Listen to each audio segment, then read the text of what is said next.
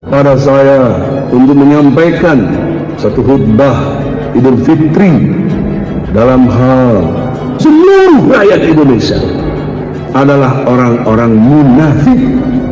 Tidak ada orang yang takwa.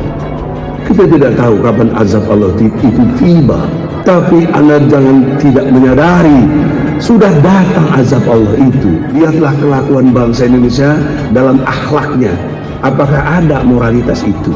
Tidak. Kalau bicara bohong, kalau janji ingkar, tidak amanah, tidak pegang janji, pendusta, bohong. Sementara sistem kehidupan kita mendukung itu. Itu dosanya sama dengan berzina dengan ibu kandung kita sendiri.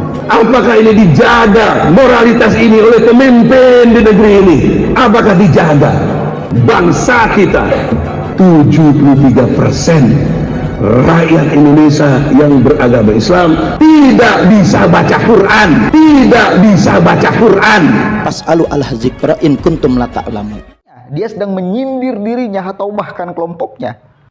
Berbahayanya agama, kalau itu diseret-seret terus, orang lain yang berbeda dengan kita dengan mudah dikafirkan, dengan mudah dihalalkan darahnya. Inilah yang paling menakutkan bagi kita semua.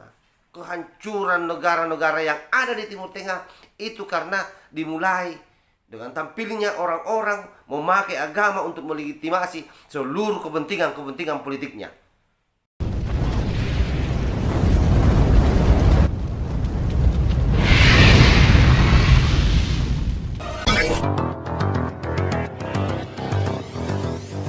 Ini satu model semua ini.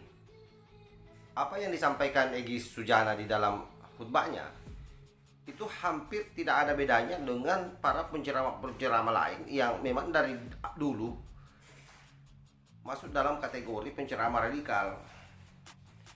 Tidak soal menyerukan kebaikan, tetapi tidak dengan caci maki, tidak dengan menjelek-jelekkan apa yang sudah menjadi prestasi pemerintah dibolak-balikkan. Kita tidak bisa membedakan orang baca khutbah atau lagi orasi politik. Tetapi yang bermasalah juga ini adalah panitia Idul Fitri ini. Kenapa menghadirkan orang-orang seperti ini menjadi pengkhutbah yang kerjanya hanya menghasut? Apakah memang sudah tidak ada pengkhutbah lain yang jauh lebih kredibel, yang memang pengetahuan agamanya lebih dalam, sehingga Idul Fitri tidak harus diisi dengan hujatan, tidak harus diisi dengan ujaran-ujaran kebencian yang sengaja dibangun untuk membenci pemerintahan yang ada.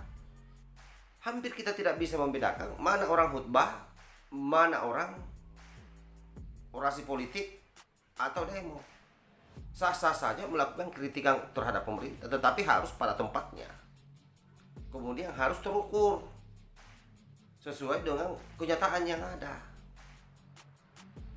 Jangan rakyat ini sudah mengalami berbagai macam masalah, ditambah lagi beban pikirannya dengan hal-hal yang sifatnya tidak benar.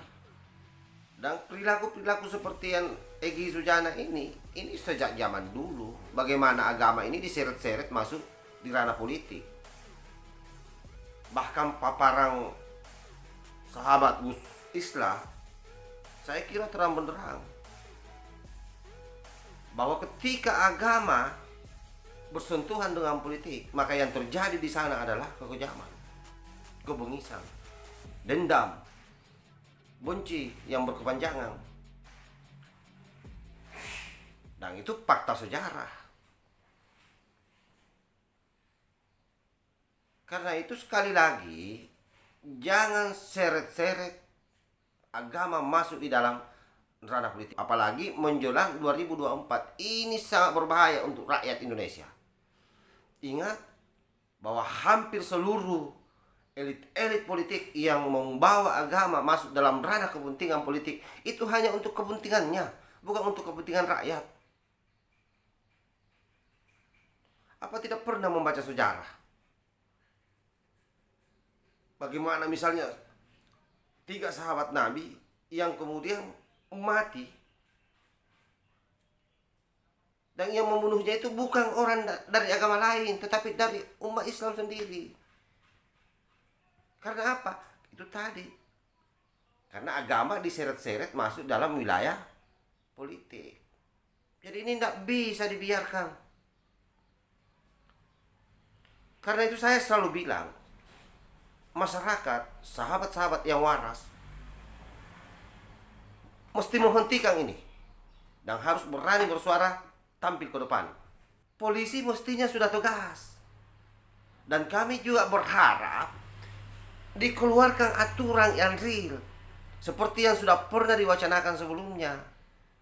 Mesti kita harus berani merilis daftar penceramah yang betul-betul penceramah itu memahami agama dan tidak melakukan adu domba di dalam ceramahnya.